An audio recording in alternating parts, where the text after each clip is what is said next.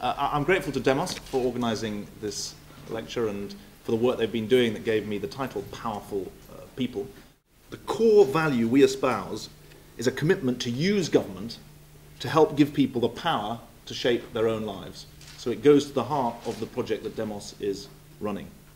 The power that comes with income and wealth, the power that comes with skills and confidence, the power that comes with rights and democratic voice. Not just for the few, but for all. It's a fundamentally progressive vision of the good society. I think it is very striking the extent to which this agenda, this fusion agenda, continues to dominate important parts of political life. After all, one reason, in my judgment, why the Conservatives are tied in such policy knots at the moment, backing away from health reform, back to front on economic policy, facing all ways on marriage, is that they have felt it necessary to assert that they too seek progressive ends, contrary to the history of conservatism. It's actually quite a bizarre situation. New Labour was built, in John Prescott's famous phrase, on the application of traditional values in new ways. The Tories are saying that they have got new values, in with social justice, out with no such thing as society, that will be applied in old ways, notably an assault on the legitimacy and purpose of government itself. New Labour said the values never change, but the means to achieve them need to be updated. The Tories want it the other way round. They say the values have changed, but miraculously, the policies should stay the same. They even boast about not needing a quote-unquote clause for moment. Now, the polls show the British people are not feeling particularly optimistic at the moment. The political system is in disrepute. Our financial system has to be rescued from deep collapse. The moral authority of the West is contested, and international institutions are all but paralysed on issues like climate change. That explains why the Tories, after promising to let the sunshine win the day in 2006, have decided that not only is it raining, but it will never stop. The future requires philosophical and policy thinking that can only be supplied by the centre-left. The principle is this: that power needs to be vested in the people, but we do not reveal a powerful populace simply in the act of withdrawing the state. In fact, a powerless government simply means more power for the already powerful. That is the error that runs through David Cameron's speeches. We make powerful people by providing a platform on which they can stand. There are big challenges that require an alliance of active government and active citizens. And that although government may in some ways be more needed than ever before, it is more questioned than before. So as the Prime Minister said in launching the Smarter Government White Paper, it needs to be reformed more than before, not more reduced than before.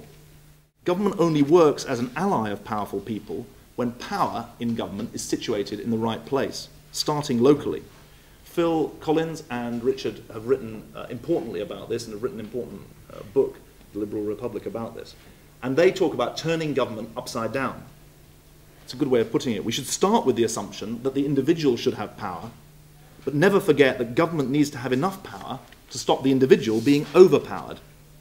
In government, we would call it subsidiarity, probably so that fewer people could understand it. But in practice, it means a central role for local government, but also devolution to neighbourhoods and to citizens. Britain was built by powerful city government, but we have got the balance wrong between universality and dynamism in the last 50 years. That is one reason I favour in the next Parliament a referendum that is not just about the alternative vote for the House of Commons, but also about local government, fixed-term parliaments, the House of Lords. Call it a reset referendum for the political system. You see, I don't think Labour's challenge is its philosophy. It is that it has to answer for every time that government does not fulfil the vision. But the Tories' problem is that their instinct is in fact the oldest deception in politics, that government just hurts the little guy. I spent 3 years between 1994 and 1997 thinking about how you reassure people that you're not a risk while still offering them change. But while we promised evolution, not revolution in the short term, like sticking to Tory spending limits for 2 years, we offered a platform for radical change in the medium to long term, from the minimum wage to school investment. Cameron's got himself facing the other way round. The heart insisted on radical change in the short term, cuts in inheritance tax for the richest estates, a marriage tax allowance, immediate cuts in public spending, even bring back fox hunting. But after that, the head gives the impression that it really doesn't know what to do, other than press pause on reform, offer a £1 million internet prize for the best policy ideas, and then go off and play with the Wii. They've managed the unique feat of being so determined to advertise pragmatism that they have completely obliterated any medium-term vision to their politics, while cleaving to short-term commitments that leave the impression they are ideological zealots. It's actually the opposite of the New Labour approach in the 1990s. The result is that today's conservatism looks more and more like a toxic cocktail of Tory traditions. The government on offer from David Cameron would be as meritocratic as Macmillan, as compassionate as Thatcher, and as decisive as Major. Labour is behind in the polls. We are the underdogs. But this is actually an exciting time to be on the centre-left in politics. The changes in our country require values of social justice, cooperation and internationalism if they are to benefit more people rather than fewer. We've learnt lessons in government. And the Tories can try rhetorical accommodation. After all, they've tried it before. Salisbury talked at the end of the 19th century about Tory democracy, but bitterly opposed the extension of the vote and self-government for Ireland. Macmillan talked about a middle way, but battened down Britain in a straitjacket of social conservatism. What Labour offers is the courage to continue reforming so that Britain can prosper from the transitions shaking the modern world, so that Britain continues to believe in progress. Progressive reform is Labour's mantle, and we will not relinquish it. Thank you very much indeed.